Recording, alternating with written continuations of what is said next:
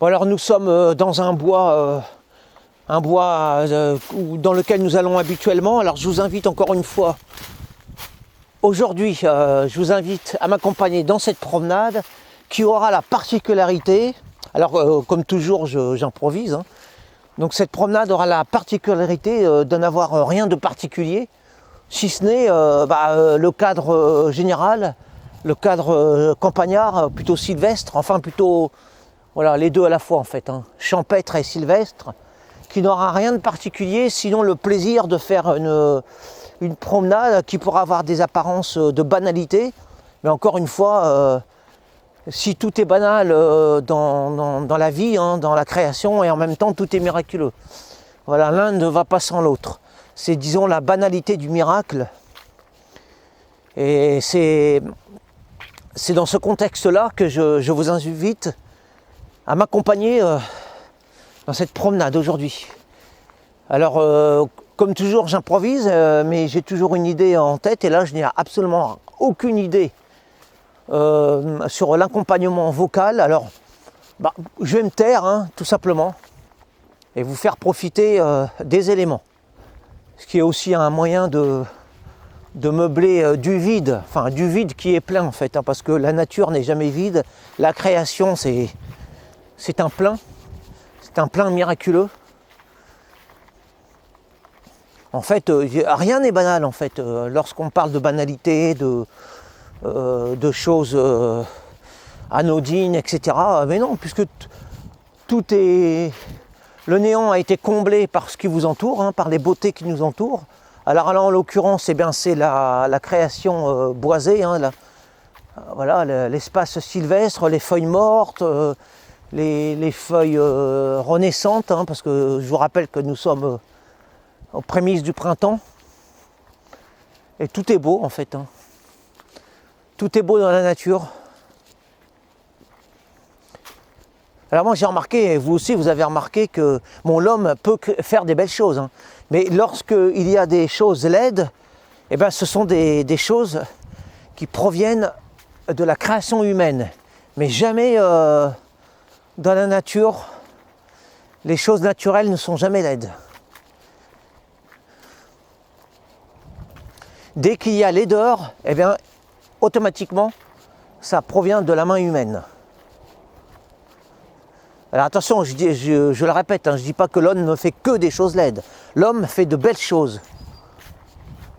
Mais il ne sait pas faire que des belles choses. Alors que la nature ne fait que des belles choses.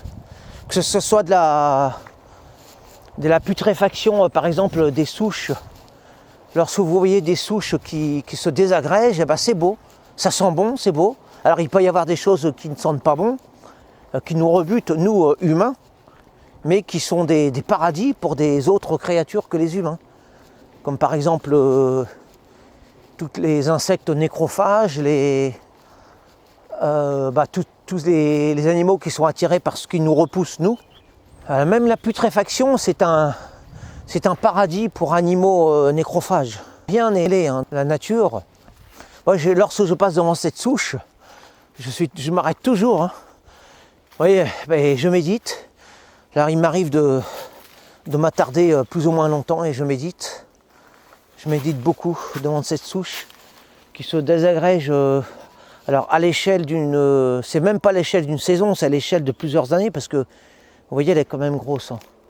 Et ben je la regarde peu à peu se désagréger, mais vraiment très lentement, d'année en année, hein. Parce que c'est vraiment une grosse souche, hein. C'est une souche massive. Alors, je ne sais pas de quel arbre c'est. Et je m'attarde longuement parce que dans les moindres parcelles de cette souche, il y a de la vie, il y a des animaux qui naissent, qui vivent, qui meurent. Et tout ça enrichit le sol et ça l'embellit même, hein. Encore un bon exemple que la nature n'est jamais laide. Parce que même dans la mort, lorsqu'elle se désagrège, la nature nous offre encore un exemple de beauté, hein, et aussi d'objets de méditation, en tout cas en ce qui me concerne. Rien n'est laid dans la nature. Bon, certes, je pourrais prendre un exemple, mais parce que psychologiquement ça nous rebute, par exemple des baleines Lorsque des cadavres de baleines s'échouent sur les plages, c'est répugnant. Psychologiquement, parce que nous sommes des humains. Mais objectivement, on peut dire que, comme je l'ai déjà dit, hein, c'est un miracle de recyclage parfait. À 100%, tout est recyclé dans la nature. Alors moi, je rêve également, lorsque je vois des fossés comme ça, je m'imagine passer des nuits au creux des fossés, comme j'aimerais le faire, mais comme je n'ai jamais eu vraiment l'occasion, le loisir ou le courage de le faire. Et j'aime beaucoup méditer sur cet aspect-là, c'est-à-dire ces possibilités de faire des choses. Alors c'est peut-être une vie dans la nature par procuration, ou de la simple rêverie, mais en tout cas j'aime beaucoup imaginer ce genre de choses. C'est-à-dire être en contact nocturnement avec la nature. Parce que la nuit c'est très prenant, hein, et il y a une forte présence de l'âme qui se connecte, si je peux dire, hein, qui se connecte aux éléments durant la nuit. À toutes ces promenades au sein de la nature, c'est bête de le dire, mais ce sont quasiment ni plus ni moins que des méditations en dur, hein, je dirais. Bon, c'est bête de dire ça parce que c'est un cliché, hein. Alors on peut très bien aussi méditer dans le béton, hein. Moi je n'ai rien contre, hein.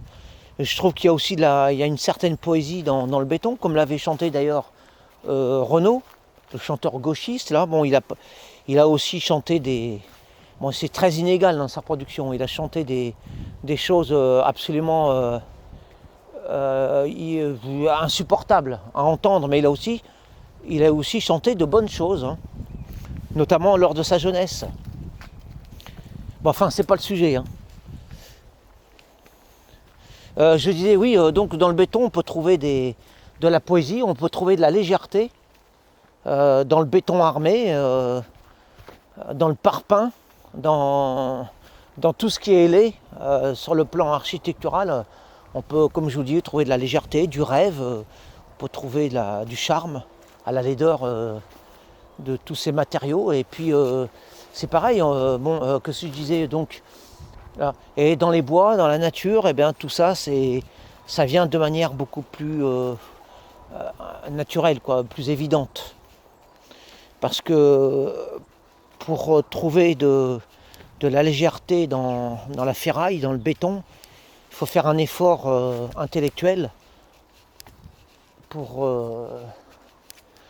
faire cette opération. Alors que là, ça vient naturellement. C'est ça l'avantage de la nature, c'est que c'est universellement accessible.